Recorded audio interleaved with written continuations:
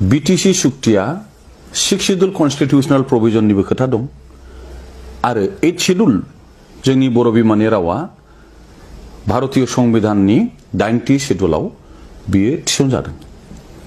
BTR सुक्तियाव संविधान संबिजित एबा आइननि बहाय जेबो बेबस्था एबा संविधाननि जेबो गनायथिनाय बे बीटीआर सुक्तियाव गैया।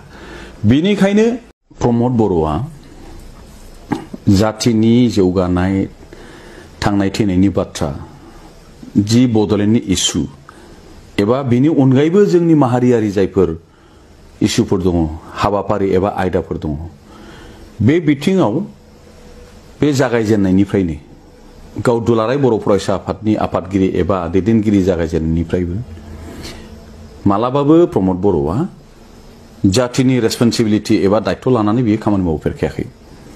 बेनिखायनो दिनै जोबथानायाव बड'लेण्ड इस्युआ आंनि नङा होननानै प्रमद बर'आ बुंनाया जेबो गिदिर खोथा नङा। खारन बियो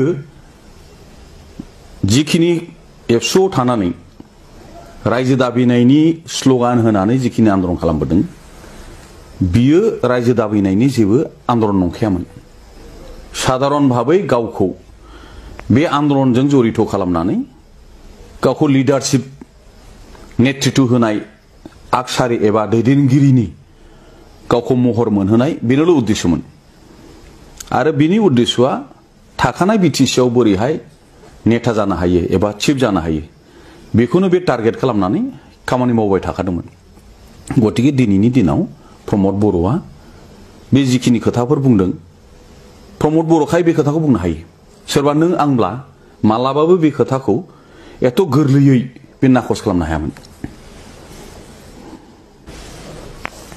बीटीसी जि एकर्ड मानव गेदेर हाग्रामा महिलारी बिथांनि दैदेननाय जि बीटीआर सुक्ति 27 जानुवारि 2020 बियो कुनु कारनाव कम्पेयारेबल एबा तुलना खालामजाया।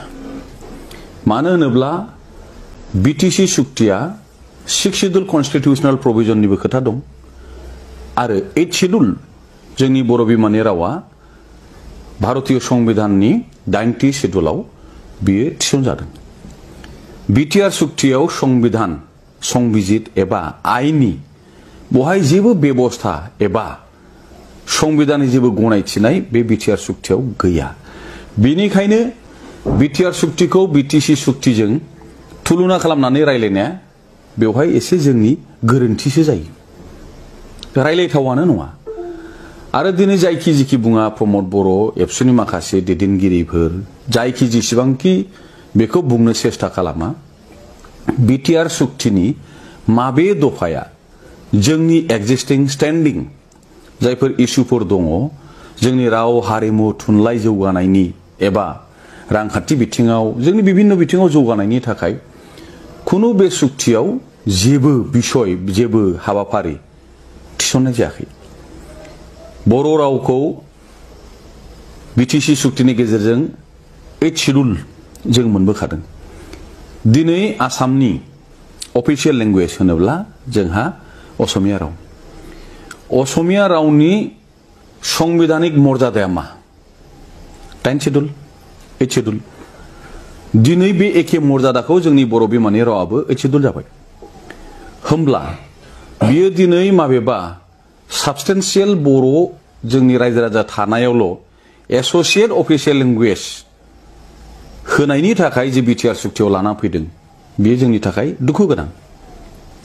बे जोंनि रावखौ बियो लाजि फोनांनाय जादों, बर' रावखौ डिग्रेड खालामनाय जादों। 8 शेड्यूल मोनखानाय लेंगुवेजआ मोनसे स्टेटनि एस'सिएट लेंगुवेज जानो हाया। बे स्टेटनि बियो फुल लेंगुवेजसो जानो हायो।